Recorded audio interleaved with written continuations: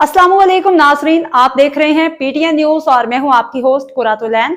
शामिल करते हैं आज की अहम खबरें।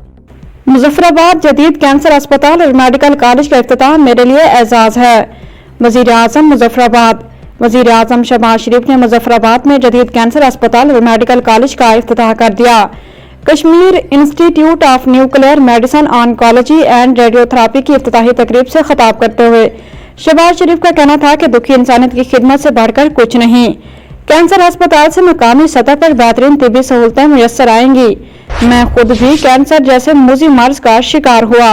अंदाजा है कि वसाइल से महरूम अफराद के लिए कैंसर का इलाज कितना मुश्किल है।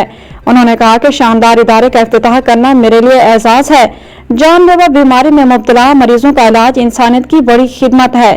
बैनुल-अक़वामी एटमी तवानाई एजेंसी के director general Rafael Mariano Grossi ने वीडियो पैगाम में कहा कि आजाद कश्मीर में कैंसर अस्पताल का कयाम अहम संग मील है। अवामी फलाह के लिए एटमी तवानाई का इस्तेमाल लायक तहसीन है। न्यूज स्टूडियो से फिलवक्त के लिए इतना ही। मजीद खबरों और अपडेट से बाखबर रहने के लिए देखते रहें पीटीएन न्यूज।